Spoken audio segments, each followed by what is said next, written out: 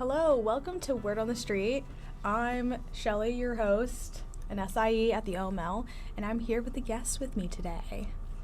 Hi, this is Minnie. I am a senior public health major and bio minor, and I also work at the Wellness Center as a violence prevention educator, working in program coordinating. I'm so excited to be here.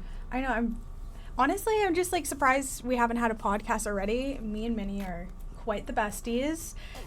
But we wanted to kind of have a podcast talking about doing both of our work, since we both work at the wellness and the multicultural. I think we could have a lot of interesting dialogue and discussion. So today our main inquiry is, how does our attachment style and love language impact our relationship? And I feel like we can really dive deep on so many other things. But yeah, I guess let's kind of just talk about what are attachment styles and what it looks like in relationships.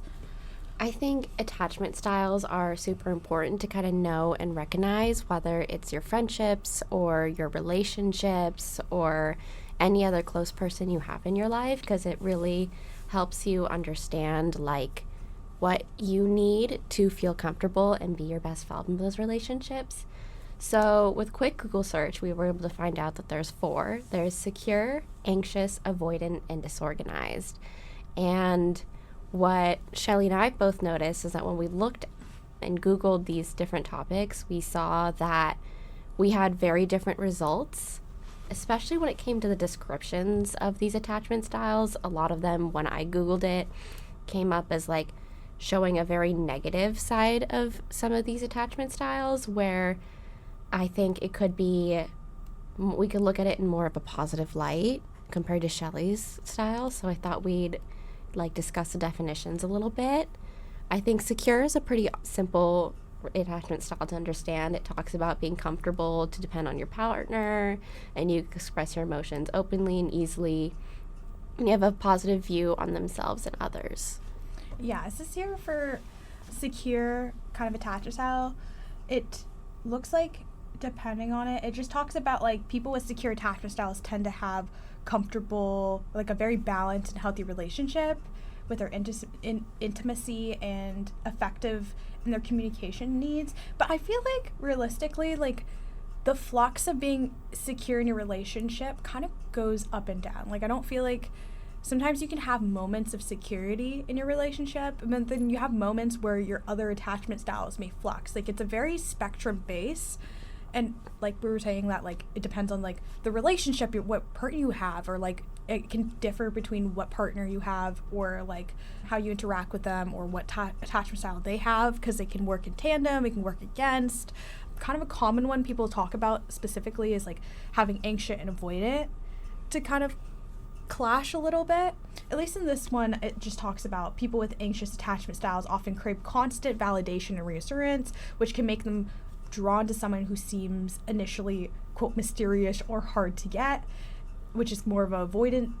An avoidant is an individual may be initially attracted to the enthusiasm and attention from an anxious partner, as it allows them to maintain their desired level of emotional distance. So kind of attachment styles can work in kind of a cyclical way, where it's it works against, but they are drawn to each other in a certain way, because it kind of feeds into multiple parts of their insecurity in a relationship. It's like a push and a pull. It's a give and a take. That makes sense. I feel when it has this cycle as well, once the relationship starts to develop more, that's when these two styles come together, it really starts to have where communication and some clashing and some work through really does have to happen.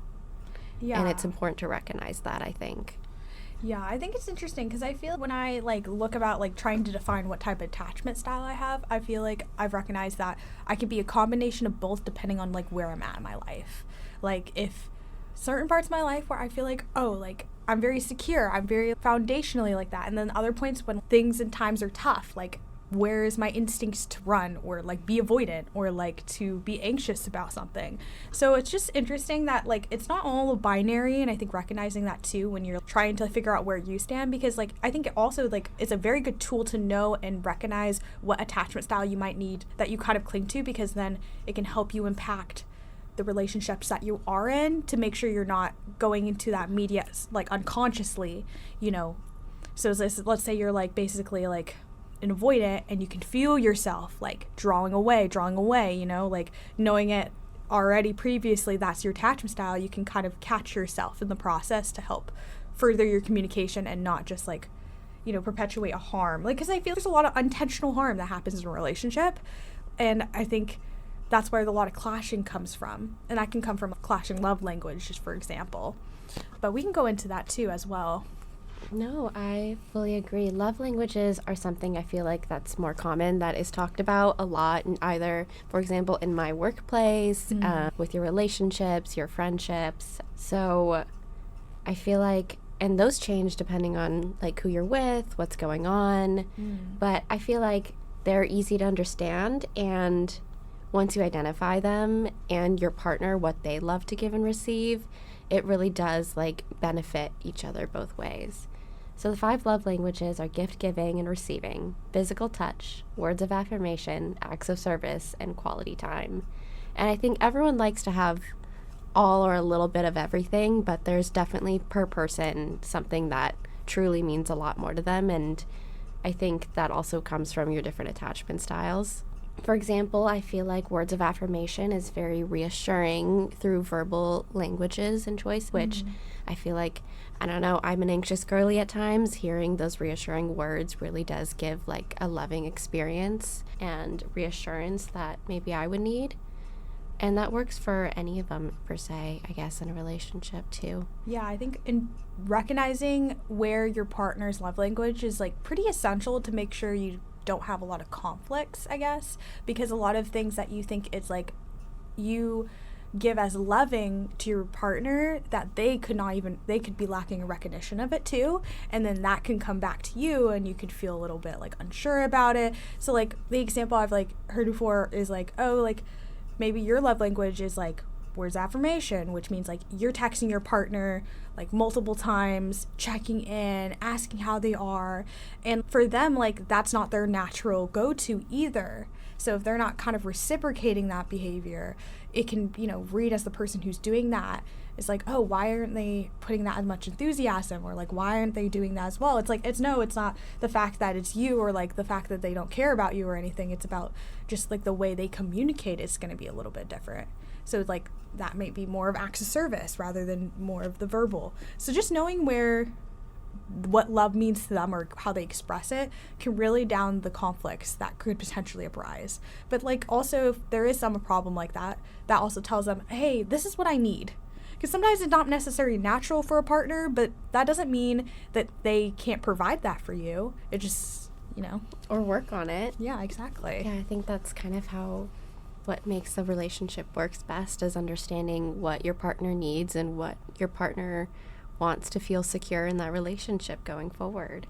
What I think is kind of interesting though is that how our cultural, like our home languages impact our way we understand kind of love languages, especially like, I don't know, Asian culture love language specifically, like I feel a lot of it's like acts of service and not verbal. Like absolutely. Like it's just honestly I feel like that it's a classic one, but it's good to recognize as well, because I think that also your home life, the people you're around, the way that they show their love is kind of how you will can also take it as well. Not always the case, but it's a big influence. I do think children learn about love from a young age from watching either parents or other adult figures or other like couples in their lives, and I think they take note of whether they like it or they don't, and that's kind of how they learn going forward, like, oh, I want a relationship like that, or I saw this in that relationship, and when I get in a relationship that's maybe not something I want, or this is something I'd want to do differently. And I think we learn a lot from our parents and the people around us from a young age, because that's when we absorb what love is. That's like a huge growth point. And culture definitely plays a huge role in growing up, and your parents and your families as well. So it's interesting to see that dynamic play out, really. Yeah, because I feel like when I look back to what was normal, like physical touch in my household was not a thing. Like we didn't really hug, we didn't really say much or do that. But then, you know, I meet other people and then their parents are very big, like hugs and affection. Like that is like such a different dichotomy, and then that can also influence the relationships you're in, because if then they might be less of a physical touch person or more of a physical touch person, or they have to get used to it. Like, I feel like for me, like, the way I got used to it was just going, like, to see my friends, and they're like more like affectionate or hugging and more loving, and I was like, oh, like, this is nice. I was like, I could get used to this. Get used to this. Yeah, I feel the same way. I think my mom's form of love language to anyone in her life was through cooking and food, which I feel like is also a very, like, common Asian household, like, love language type as part of, like, acts of service. Yeah. So now even in my adult life, I love to, like, even if it's just with my Benson points, like buying lunch or little, like, sweet treats or baking random stuff in the kitchen for my friends, I feel like that's my way of showing love, and that's what I feel most comfortable doing, I guess, is what I've noticed in the past, like, year or two. So it's just interesting to see, like, the play out. I'm like, okay, I definitely learned this trait from my mom. No, I do feel that. I feel like I learned that from my mom too, is acts of service, because not always the kindest words will come out, but the acts after shows the love and appreciation, like, I feel like when it comes to like that's how, like, friend groups, like, specifically, I think, like, the success of a friend, having a friendship, a friend group, is how their love language ties into what you are. I guess it's, like, reciprocated. Like, acts of service, like, I'm a huge acts of service person. I love doing acts of service, but then also I like receiving it too, so it's just, like, really, like, a good dynamic to, like, feeds into it easily, because it's just like, oh, like, this is already this is what the norm is. That is so true. I feel like friend groups kind of, like, one person likes to give certain things, so they'll give it to that one person, but then the other one is better at doing one thing, so they'll give it to the other person. So there's, like, it's almost like a web, and if that web kind of satisfies every person's needs and you start to learn and become closer, I feel like everyone feels supported in different ways through different friends. Like, with you, I really do feel like words of affirmation and acts of service come out. And I also see that with our other person in the friend group. Like, they really do acts of service with me, which makes me feel like a certain way, and I'm able to give words of affirmations to them. So having, like, there being a web and giving and receiving just truly, like, builds our trust, our respect, our security to, like, be able to hang out together. I think that's, like, what relationships are, and I think that's what I feel like interpersonal or relationships in general with people, like, spread outside just, like, your interpersonal ones, but at the same time, just the way that we, like, communicate and how we understand and concept, like, our certain feelings towards somebody and how we internalize that really impacts the way we communicate and how we, like, see or how we receive love from a relationship. I don't know if that was, like, articulated really weird. No, that made sense. I kind of wanted to segue toward the conversation of what is the difference between our platonic relationships versus our romantic relationships. I think it's interesting because what we were talking about before, like attachment styles and love language, I feel like both of them kind of feed into each other in both our platonic or romantic relationships. So I think it's also interesting to, like, know the difference, like the specific differences that kind of encapsulate the experience of how we perceive it and how we, experience it at an emotional level. But yeah, I was just, if you want to say a little bit about that. I think when it comes to, like, a platonic or romantic relationship, communication and kind of, like, expectations are different. And I did a little bit of Googling, a little more further research and revolving that. And this specific source talks about how in a platonic relationship, communication is usually more focused on shared experiences, interests, and casual updates, while romantic relationship communication often delves into deeper emotions, vulnerabilities, and future plans. And while a lot of us say that our romantic partner is our best friend, I feel like that's when we talk about shared experiences, interests, and casual updates. In a romantic relationship, I do agree that sometimes very easily there is more deeper emotion and vulnerable and future plans that we're talking about, because a lot more of our future is possibly involved, and a lot of exclusivity is also more talked about and taken more seriously than what a friendship would be, or like a casual relationship with a teammate, a coworker, things like that. Yeah, I think it's important to point out is that like within our romantic relationships, not only the communication goes into a deeper emotion, but I feel like there's a lot of self-reflection that constantly is occurring when you're in a relationship. I know like you have a lot of reflection when it comes to like platonic relationships, like your friends and your thing, and you kind of do a little bit of self-reflection, but I feel like you really are exposed completely raw in romantic relationships because like the places that you need to necessarily like maybe work on yourself kind of get exposed. Like my avoidant behavior or the way I communicate things when like my emotions are high, it's easy to kind of feed into those not necessarily negative, but the unhealthy ways I might have communicated in the past. No, that definitely resonates and makes sense. I feel like you're in a more, you could be possibly put in more vulnerable situations when you're with your romantic partner, and when you're spending all that time and communicating and like having that serious commitment, you really do want to be your best self. You want to be your best self for them because you love them and you see a future with them. And because of that, you do so much self-reflection and thinking about how your actions, how you react in certain ways that, yes, you do think about with your friendships, but maybe not as seriously, I guess. Yeah, because I feel like there's just like this different layer. Because like I'm trying to compare, like, because I feel like I see my like friends like really like family, so it's sometimes kind of hard to distinguish the relationship and how much you feed into it and how much it takes back. But when I think about like romantic relationship, I think it is really this like true vulnerability within them knowing you to like you as a person full the extent. So like if they criticize or say something, it's way more internalized. I don't know. It hurts a lot more. Because like I get it, like even if my friends say that and like make statements or like say something that is hurtful, like it still hurts, but there's just a different level of hurt. Like I don't know if it makes sense, but like it hits you to the core and you're like, wait, why did that impact me so much? I think the interesting question is like, why does it hurt more? Like why is platonic relationship versus a romantic relationship so like you take it so much more personally? I think it's because like you have physical intimacy with your romantic partner versus your platonic partner. I think that physical intimacy could kind of be metaphorical for you to be like very vulnerable, open, and raw of this like private layer that your friends don't see.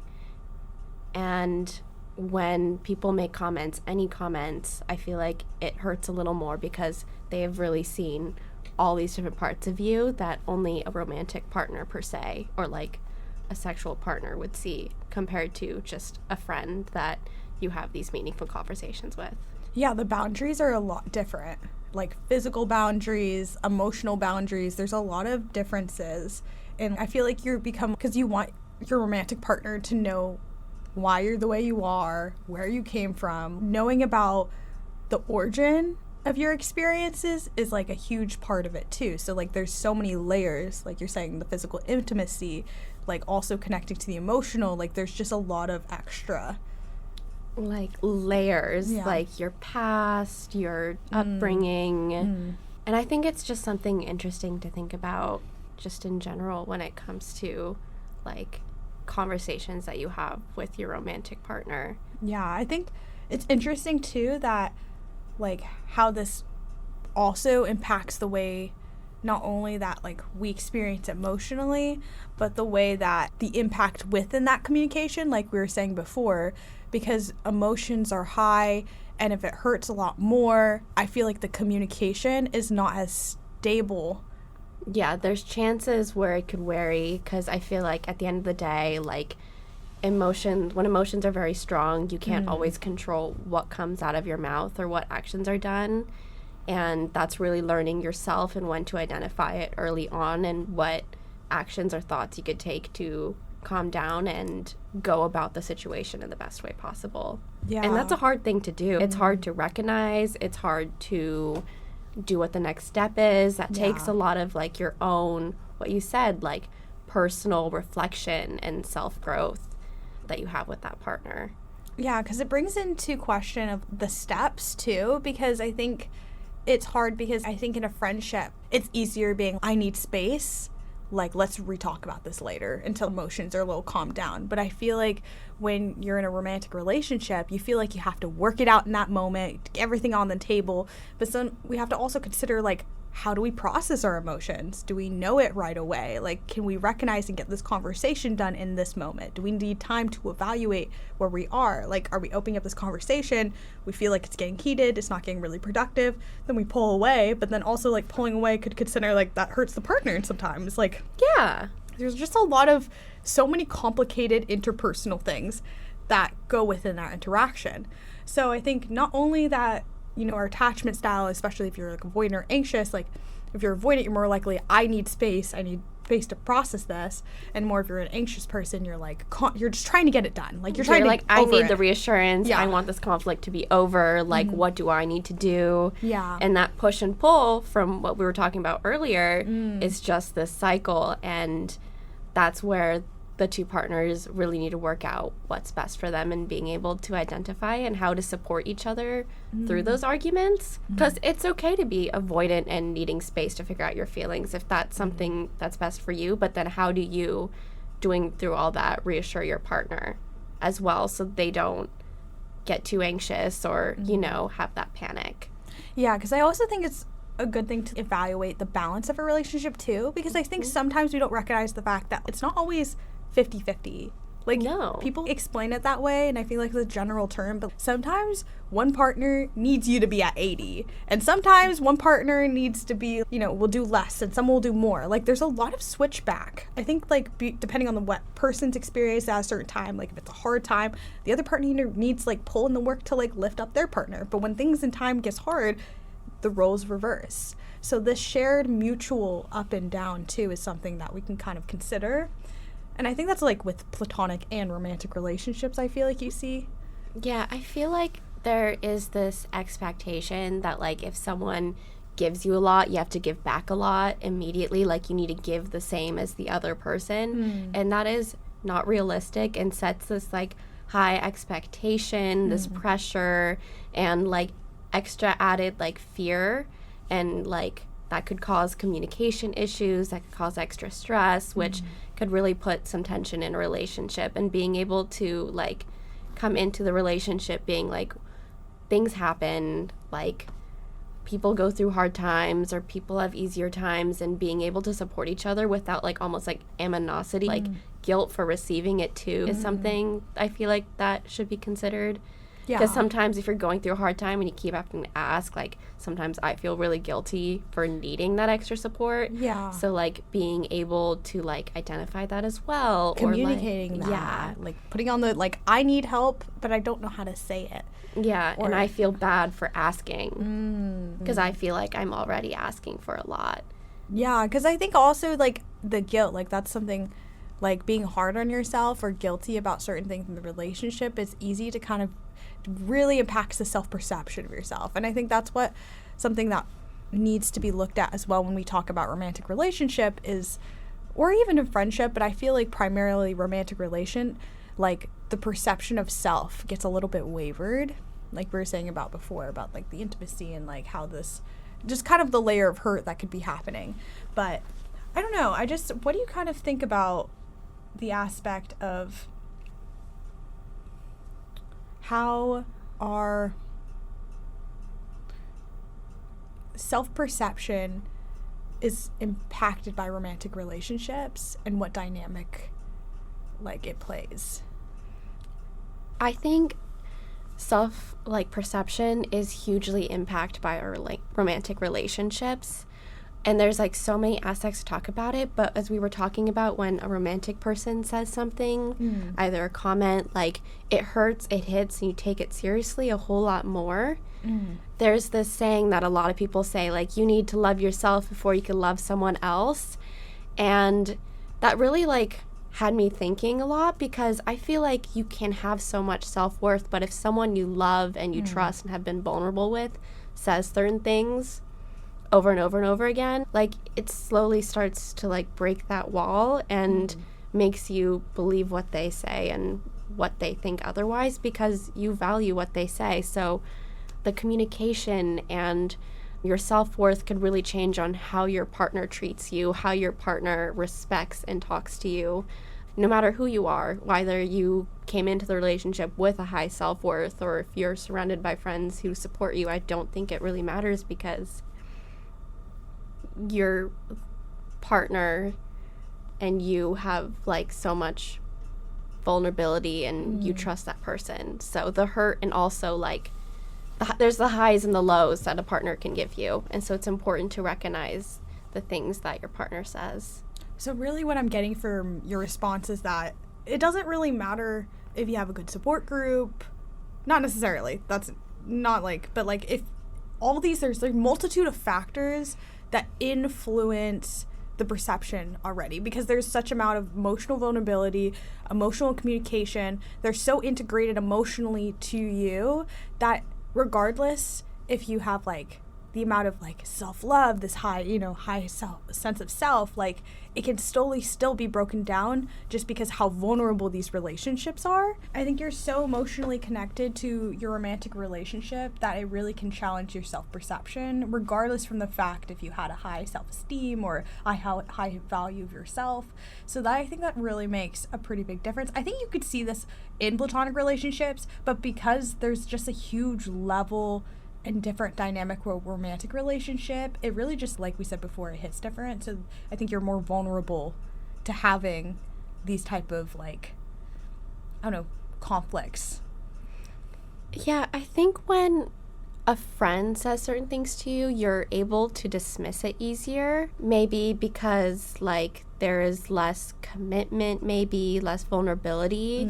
You're able to recognize like, oh, that person said something not so nice about me. Like I could dismiss that, though they're not a good person. I could cut them off. But when it's your partner, your relationship, you trust them, like it's harder to do that, and you're much more likely to accept the criticism rather than like argue, dismiss, or like challenge it.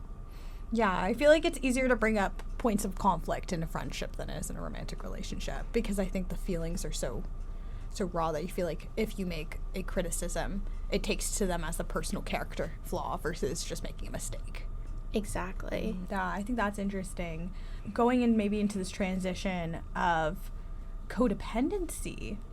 So we're talking a lot about, attachment styles, love language, and we kind of went into this direction of like self-perception, but I kind of want to know how codependency really impacts our relationships. I think I could see this in attachment styles a little bit, and like if you're an anxious attachment, if you're both kind of an anxious attachment, you're both like constantly like kind of feeding into that codependency. But I also seen this in friendships too. I don't know, do you have any thoughts about this? Or I think there is such like a great scale of codependency or dependency on someone, and I think it's purely on like communication and security on our relationships. And I think it's different per platonic and romantic. I feel like depending on who that person is to you, you'll be more codependent or not with them. And I think it changes too depending on situation, what's going on in your life, your emotion. Yeah, I'm to put on my gender and sexuality cap on. I feel like when we talk about like the patriarchy impact, especially if you're in a heteronormative relationship, I think we're traditionally influenced by kind of conditioning that we carry the emotional burden in relationships as like women, and like how men, like I'm talking within the binary, so like men being like, oh, like they feel like they can't show emotions, they can't be vulnerable, so as a woman we have to be like very conscious of where their emotional being is, because they can't necessarily verbalize it. But I can also see that in that, I don't know, it's like I think it's a little attribute of codependency in a way, because like if you're really fully reliant on your partner emotionally, that's a form of codependency. Like if you need reassurance or to figure out your emotions necessarily only through your partner, I feel like that could be an aspect of codependency. I don't know. Do you think that? I think so. I think there definitely are some aspects to it. I think I am in a heteronormative, like a binary relationship with my partner, and you definitely do like see some of that, I think, in my personal opinion. But I think showing them and giving them the tools to recognize certain emotions, they start to be able to do it themselves. And I think that's part of like creating boundaries. I feel like constantly trying to like having the burden of being all the emotional stress for you and your partner could be a lot, and being able to push them to get the right tools either from you or for someone else, and having them being able to kind of identify those feelings is really important in a relationship. I think that's one of like the flaws in a quote-unquote heteronormative relationship, when I think it could really be progressive to being able to have both partners, whatever it is, being able to like learn and grow together to be able to identify their own feelings and communicate it.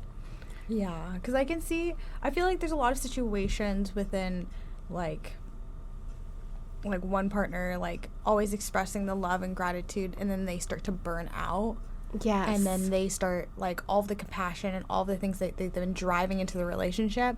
There is this like fatigue that happens, and this fatigue kind of comes and it kind of disrupts the dynamic, not only because like you're not getting space for yourself, you're not getting that extra like reassurance that you need in that relationship, but because I can see this in like queer relationships as well.